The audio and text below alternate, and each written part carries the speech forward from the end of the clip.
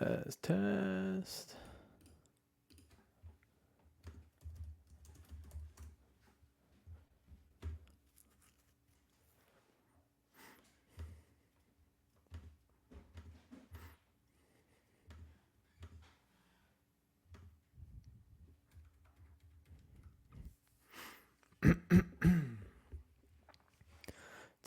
Test. Here we go. On your Thursday episode of Locked On Raptors, it's the last of the vacation mailbags from the past as we dig into a few more questions about the future of OG Anunoby, the other teams in the Eastern Conference, and how the Raptors stack up weakness-wise, plus a lot more. We'll close it out. Thanks so much. On your Thursday episode of Locked On Raptors, it's the last of the vacation mailbags. Yes, I'm nearing my return, but I'm still coming to you from the past with questions from you, the listeners, and answers from me, Sean. Questions regarding the future of OG Anunoby, as well as the other biggest flaws on the other teams in the Eastern Conference, after we've talked all summer long about the Raptors' flaws. We're getting all that and more on today's episode. Thanks for hanging. You are Locked On Raptors, your daily Toronto Raptors podcast, part of the Locked On Podcast Network, your team every day.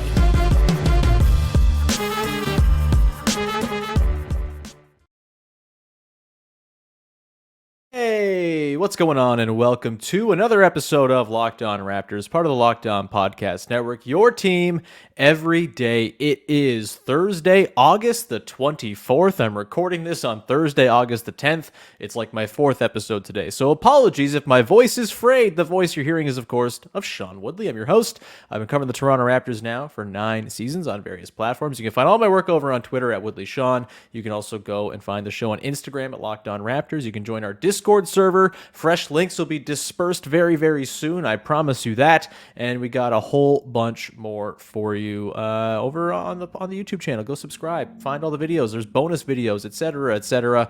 Would love to see new subscribers. Would love to see you subscribing, rating, and reviewing, and all that good stuff. Thanks in advance for doing so. Okay, today's show is brought to you by our friends over at FanDuel, the official sportsbook of Locked On. Make every moment more. Visit FanDuel.com/LockedOn today to get started. All right, let's get started here on a mailbag edition. Once again, the fourth in a row, but don't worry, fresh pods are coming next week as I'll be back from my trip, and I'm very excited to get into some stuff. We'll talk some World Cup, of course, but we got listener questions to get through. Again, all of you came through wonderfully with great questions to help get me through this vacation time. So I thank you very much for that. A reminder, the Discord is the place to be if you want your listener questions answered going forward. Let's begin, shall we? This one comes in from Skip to My Lou in the Discord asking, looking ahead to the 2024 offseason, who is the most serious threat to sign OG Anunoby, and is there a trade possible with them today? That is a spicy question, and one that is very important for the Raptors to have a pretty good handle on going into this season, if in fact they're going to enter the season with OG Anunoby on an expiring contract. I have made the point before that I think now would be the time probably to choose two of OG, Scotty Barnes, and Pascal Siakam. I've made my point that I think I'd prefer the Siakam and Barnes route just as a talent play, and then you figure out the rest later with the roster. But I also understand if they go Scotty OG for the youth of it all. The problem is the Pascal trade issue is hey, again, let's just have it be said, there's a possibility that Pascal has been traded by the time you're hearing this, so maybe this is all out of date. But, there's the thing with, if you trade Pascal, you're not going to get a whole lot back. We've been through it over and over, all the different problems and caveats with the Pascal Siakam trade situation. With OG, it seems as though they're going to go into the season with him as an expiring deal. Obviously, they can offer him an extension this summer, around October, I guess, for 4 years, $117 million. That's not going to get it done. I really would be stunned if that is the number that gets OG signed. And frankly, I think OG's agents should probably be fired if they accept that, because OG could go make himself some serious coin next summer on the open market, whether from the Raptors or some other team swooping in to sign him. And there are some interesting candidates that we'll get to here in a second. But overall, the idea of going into the year with OG on an expiring deal is troublesome, especially if Pascal will also be on one, especially if Gary Trent Jr. will also be on one. Again, possible that extensions have been signed for both of those guys or one of those guys by the time this airs, so apologies if this is out of date, but that is the situation they find themselves in. Keith Smith, NBA reporter, does lots of good stuff over at Spot Track. He, a couple of weeks back, or the day this is being recorded, tweeted out, my first pass at 2024 cap space projections is complete. Keith is very good with this stuff, kind of guessing what cap space is going to be out there around the league.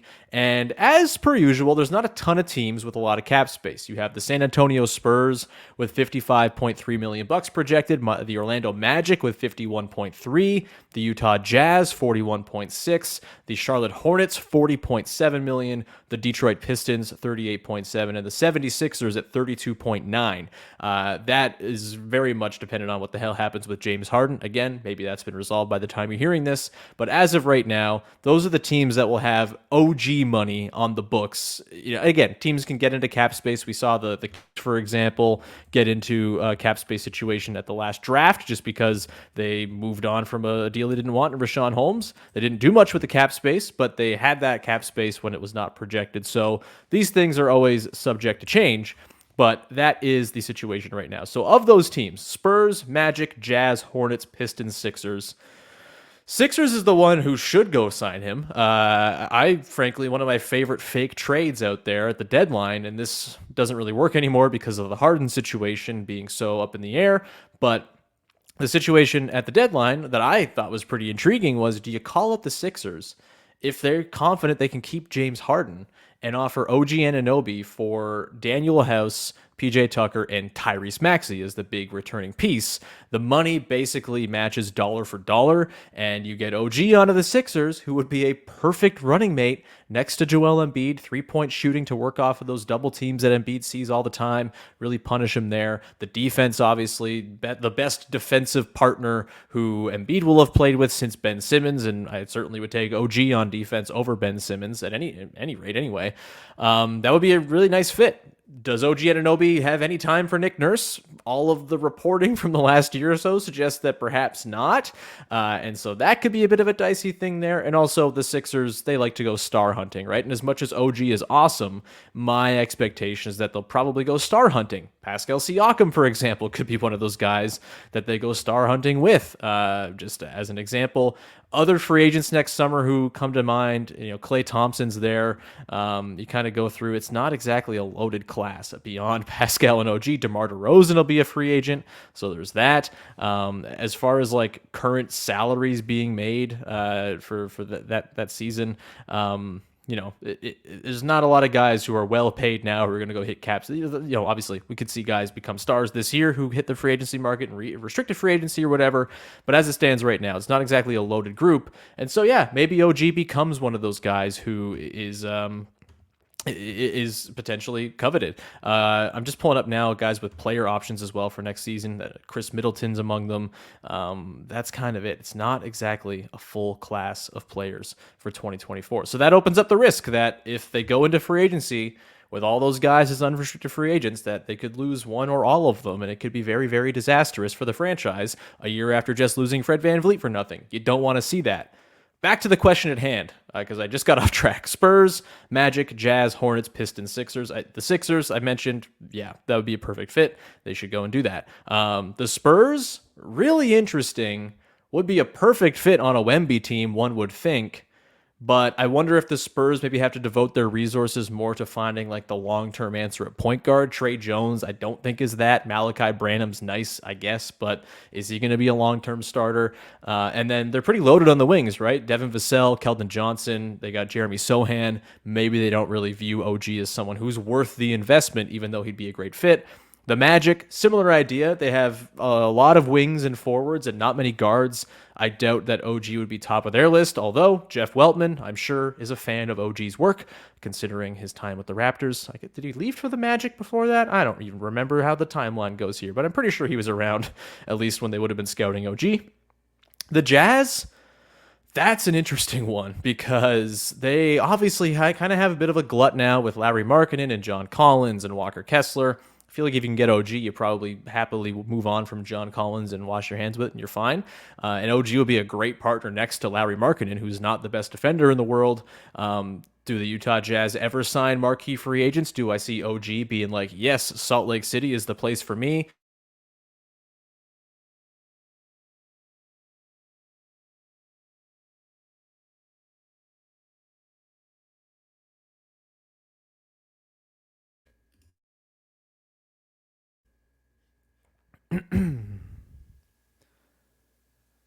The Hornets, they're a mess. Who knows what the hell the Hornets are ever thinking? They have Brandon Miller. Do they want to pair him with OG on the wings? That would be smart, probably, to get multiple wings like that. So I suppose the Hornets could be in the running, and playing with LaMelo Ball, I'm sure, has its merits. Although, if OG wants the ball in his hands, LaMelo Ball is not the guy to be playing next to. The Pistons are the team that I kind of have my eye on a little bit because, man, OG on that team would be a delight. You throw him in next to Cade Cunningham, Jaden Ivey. You've got Asar Thompson in the backcourt now as well. You've got that loaded front court they have. Loaded, that in like the literal sense, they have a lot of bigs. Are any of them very good? I don't know. But like, I think I'd rather have OG playing the 4 than Isaiah Stewart or James Wiseman or Marvin Bagley, to be sure. So the Pistons stand out as a bit of a scary team there. All told, I think the point in here is that the Raptors, if they want to keep OG, they're going to have to pony up and pay him real money. And maybe they're happy doing that. Maybe it's fine to pay one of the best wing defenders alive a lot of money. I have my sort of hang-ups with his offense, and is it worth paying all that money to a guy who can't really create his own shot? Do I feel differently about that if Scotty Barnes shows out this year? Probably. Do I feel different about that if Pascal Siakam's no longer on the team and you're not having to worry about his next contract? Probably. So there's all sorts of variables here, but I think of the teams with cap space, the Pistons stand out as the scariest one, along with the Sixers. But again, the Sixers have a lot of irons in the fire at the moment, so who the hell knows what their cap space situation is going to be? They could have Damian Lillard soaking up and putting them in the second apron for all we know. Who's to say? Again, maybe a Damian Lillard trade's happened by the time you're hearing this, in which case, sorry. All right, we'll come back on the other side, get to a few more mailbag questions to round this thing out. Before we do that, however, should tell you about our friends over at FanDuel, who are the number one sports book in all the land. And right now, with football season approaching, it is time to get into FanDuel and start playing because they're giving you the chance to win all season long. Right now, when you bet on a Super Bowl winner, you get bonus bets every single time they win in the regular season. That's right. You don't just make the bet at the start of the season and wait all year for it to pay off. You get little tiny payoffs sprinkled throughout the season as your team that you picked to win the Super Bowl goes on and wins a whole bunch of games. Obviously, don't pick a team that's not going to win a bunch of games. That would be a very bad idea. Go ahead and pick a really good team like the Buffalo Bills. They go win 14, 15 games, and all of a sudden you're getting bonus bets basically every single week. You can use your money from bonus bets on spreads, player props, over-unders, and more. So visit FanDuel.com/lockedon and start earning bonus bets with America's number one sportsbook. That's FanDuel.com/lockedon. Go check them out. All right, we continue on. Your first listen of the day, rounding out a long marathon that has been recording a bunch of mailbag podcasts today before I head for vacation. It's a very good thing I left it all to the last day, isn't it? Let's get to this next question here from Barney Bass asking, the Raptors' biggest flaws talked about all offseason have been the lack of shooting and ball creation. Looking at the projected top teams in the Eastern Conference, what are the areas of needs and biggest flaws on both ends of the court? This from Barney Bass, the chief optimist in the Locked On Raptors Discord. Very important energy within the Discord as the rest of us are spiraling half the time. Barney, keeping us honest, and we like it. The question here, I think I'm going to put a little riff on this too. I'm going to kind of grade the biggest weakness for all these teams on a scale of not so scary to horrifying, and like potentially fatal flaws, and we'll kind of do it that way. So the Milwaukee Bucks, they're really good. Their half-court offense has always kind of been a bit of a struggle. They tend to overcome that through the sheer domineering force that is Giannis Antetokounmpo. And when Chris Middleton's healthy, they have a pick-and-roll operator who can really go to work and cook in the playoffs. He's had a ton of success there. I think probably for the Bucks, it's just like age, right? Like, is Brook Lopez over the hill at some point? Is Drew Holiday slowing down? Are the injuries going to pile up for these guys? And do they have a ton of depth beyond those dudes? I still think the Bucks are awesome. I would probably pick them right now to win the Eastern Conference. I picked them last year to win the Eastern Conference, and that didn't go so hot. But, at the time I'm recording, the Heat don't have Damian Lillard, and so I think I would probably say the Bucks are my favorites. If, obviously Giannis wasn't healthy for that whole first round series, things are probably different if he is. He's really, really excellent. So at like their fatal flaw, I'd probably put it like, like a 2 out of 10 on sort of the fear rankings. The Celtics, I think not having Marcus Smart is going to be interesting because they were already a pretty light ball handling team before. And now they don't really have, not to say ball handling, because Tatum and Brown can handle the ball, but like playmaking. Marcus Smart was their best playmaker. They replaced him with Kristaps Porzingis, who is fine at what he does, and I think is going to be a nice fit there. It'll probably help their sort of front court rotation, but are they going to have the same issues that they've kind of always had, where their offense kind of decays into Jason Tatum step backs and Jaylen Brown dribbling into traffic and bouncing it off his foot when things matter the most? I think their lack of extra creation could potentially be kind of their downfall. I'll call it like a 4 as their biggest issue. They're still going to be a great team. They're still going to be a top 3 seed in the Eastern Conference probably. But when you get to the real nuts and bolts of the playoffs, I think those little things in the margins could be problematic. The Sixers, I'm not even going to pick. I don't know what the hell the Sixers are. We'll see. Their biggest problem is that they're the Sixers and are cursed and will never win anything because of karmic retribution from the process. The Cavaliers, I think for me, their biggest weakness is that wing spot still. I know Max Strus is going to help with the shooting. George Niang will help with the shooting. But between Strus, Niang, Mitchell, Garland, I don't know how they're defending really good wings. Evan Mobley, I talked about in a previous mailbag. He's probably going to get the shot to do that, and he might be awesome at that. But can he stick with slippery small guards? Do they have the defensive, chops in the backcourt to really hang? Is this like kind of like a souped up version of Dame and McCollum, where eventually you might have to split up the two just because it's so defensively untenable? We'll see. I think Garland's awesome. He's like, I would say he's better than CJ McCollum ever was on those Portland teams. I think Mitchell is less of the player that Damian Lillard used to be, but those guys are pretty comparable as far as like overall ability and playoff chops and all that stuff.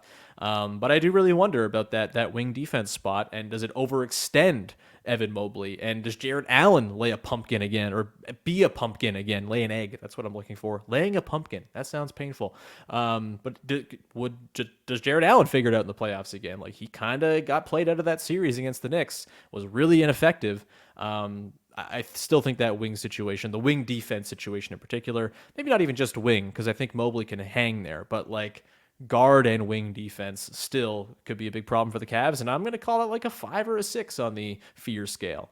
The Knicks, I think I like the Knicks a lot, and I don't like that I like the Knicks a lot. I think their biggest problem is I'm not sure Julius Randle's like a playoff player, but that doesn't matter for the regular season so much. And they made it to the second round last year.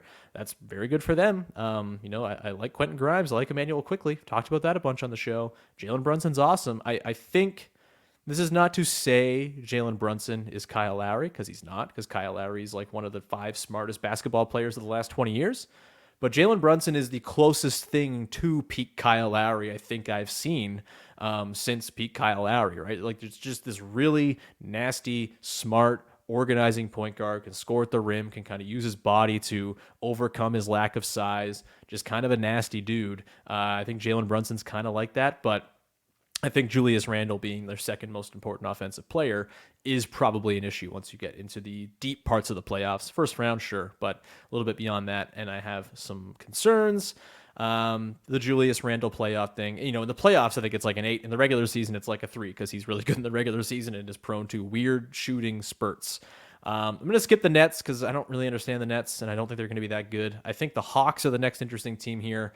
Their big concern, their biggest weakness right now is probably point of attack defense with Trae Young. Like, that's kind of always the thing, right?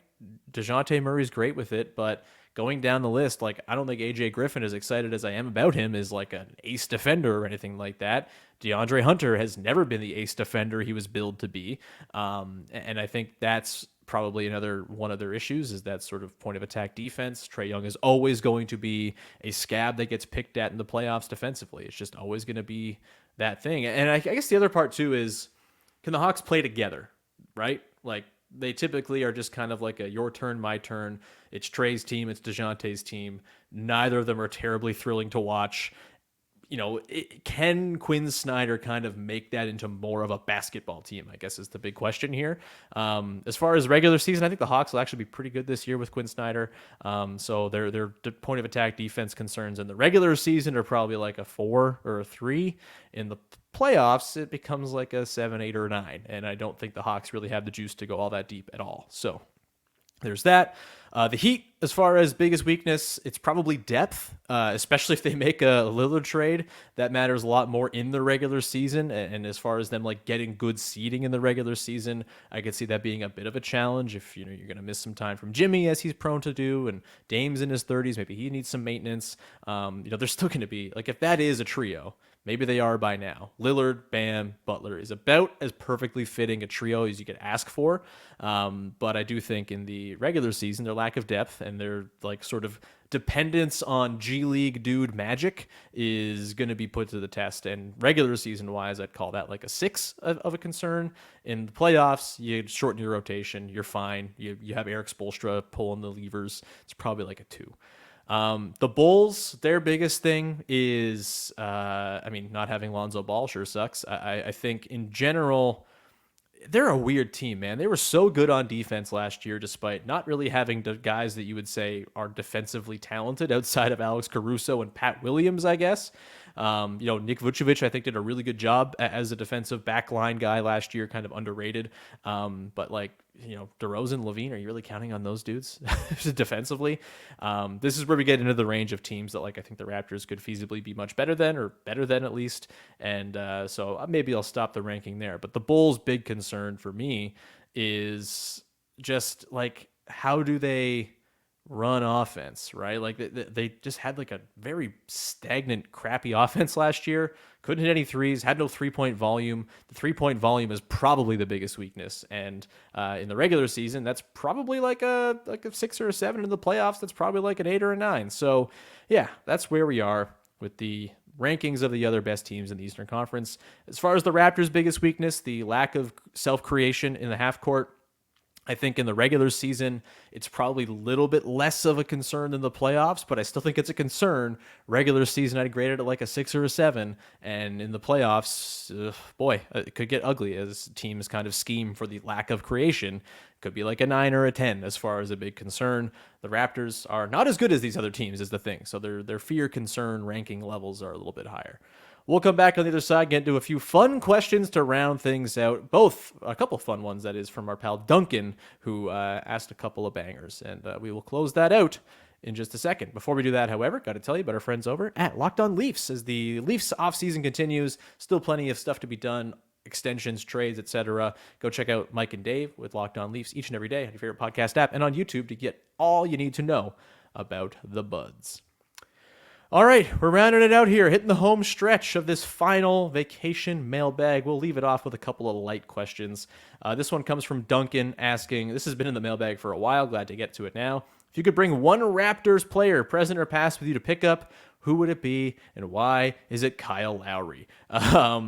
So a little about my pickup life. I'm not very good. Let's put it out there. I know where to stand, and I can shoot a little bit, and that's kind of it. I can defensively, I just get by trying harder than most people do at pickup, but I'm not especially good there either. Got a little hook shot I can kind of go to once in a while, but it's been ice cold for me lately, so it's not exactly something I would call a weapon. The player I compare myself to most often in pickup terms is 2016 Raptors Louis Scola. So take that for what it's worth. As far as what I look for in a pickup run, Kyle Lowry might not be the perfect guy to play with because he's just too good and too smart and too above everybody else. I like a pickup run where no one's too good, but no one's too bad, and everyone's just kind of all right, and everyone knows where to stand, and everybody is kind of playing basketball for lack of a better phrasing. It's just, all right, we're out there, we're going to set some screens, we're going to actually run some stuff to see if we can get some good shots created, as opposed to just kind of playing hero ball. I don't love playing hero ball in pickup. It's not my favorite thing in the world. Playing pickup with 21-year-olds, you're going to get a lot of that. Playing with 30-year-olds, you're going to get really sound fundamental screens and defensive communication and all that good stuff. So with all that in mind, I think Kyle's maybe too good for the type of run I'm looking for. What I like in a player to play with is someone who, even when they know they're the best player on the team, is like comfortable setting everyone else up. And I guess Kyle, to a degree, is that type of player, although he could certainly take the bull by the horns a little bit more often. And so, like, you know, obviously, like Jokic would be the dream player to play pickup with. For the Raptors, trying to think of like a dude who would be kind of in that vein of like just kind of there to help everybody else, get everybody else set up, take the shots when they need to. The answer is probably Jose Calderon. Just kind of having a steady point guard who can run your stuff and pick up is very, very essential. And so Jose Calderon just kind of setting dudes up, going for 15 assist nights and all that stuff. I think that would be a ton of fun. He's going to take his shots when they're there, but he's not going to dominate the ball or anything like that. So give me Jose Calderon as my pickup playing partner. We'll run a little pick and roll action. It'll be beautiful. Last one here comes from Duncan, and it's a dumb question, but it's great. If each player on the Raptors was a character on Seinfeld, who would be who and why?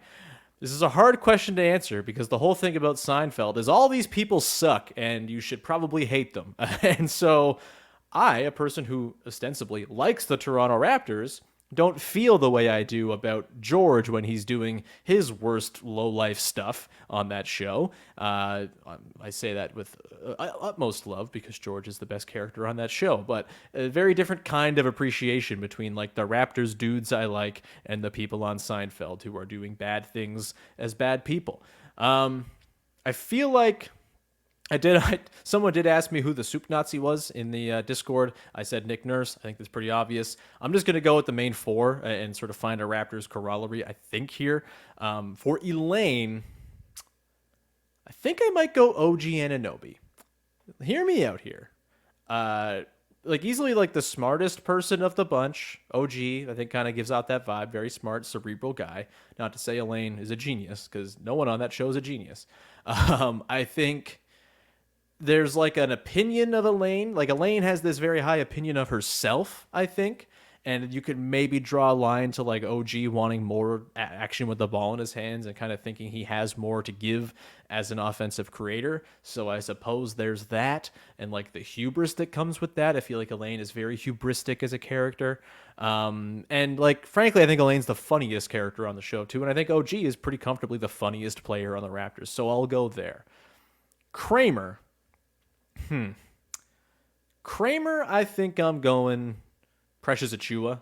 And it's just because, like, the energy that Kramer has when he bursts through Jerry's door is very much the energy Precious has when he gets the ball and tries to do something with it. Sometimes it's going to be great. There's going to be a hilarious quip, a one-liner. You're going to laugh. Other times you're just going to be very confused. And I think that kind of sums up the Precious Achiuwa experience very well. So Precious Achiuwa is your Kramer. Seinfeld, Jerry. This is a challenging one, too. Is it just Masai? Like, Masai just kind of the boss running the show? And it's not a very good answer, but, like, there's no one on the Raptors who is like Jerry, because Jerry's kind of whack. Obviously, Jerry, public speaker, does his stand-up comedy. Masai, very good public speaker, gets people roused. I suppose that works there, too. You could say Grady Dick is kind of like Marla the Virgin from that episode of Seinfeld. The object of Masai Ujiri's fascination for a brief time. So there's that. I don't have a great one. And then George, running through the team. Cheapest dude on the team, kind of like a scummy lowlife, but like means well. Annoying parents. Annoying parents who you like. So I'm not going to go Malachi Flynn here because, the Raptors Nation thing kind of got old pretty quick on Facebook for old Eric Flynn. This is bad podcasting. Solo podcasting where you have to think. Not great. Thanks, Duncan. I think for George, he's ultimately my favorite guy on the show. And so while none of the characteristics match whatsoever, I'll just say Pascal Siakam, him and Masai, buddies, I don't know. It's really a bad answer. This is a hard question to answer, like I said off the top, but you're the people who ask the questions. I'm just here to serve and answer the questions you lob my way. So I've done the best I can. I'll say George is Pascal, even though I don't really think that is much of a comparison at all, except for, I like him the most. All right, we'll leave it there. Thank you so much to everyone who sent in questions to help get through this vacation window. We'll be back again next week with full episodes. We'll talk World Cup. We'll talk about whatever's gone on while I've been away and all that good stuff. So thank you in advance for supporting the show, for subscribing, for rating, reviewing, for all that good stuff, and for hanging out and bearing with me as we get through this down part of the off season, a little vacation time, and all the mailbag questions. I hope I answered them sufficiently for all of you. That'll do it. We'll be back again Monday. Have yourself a wonderful rest of your weekend, and thanks for hanging. Bye-bye.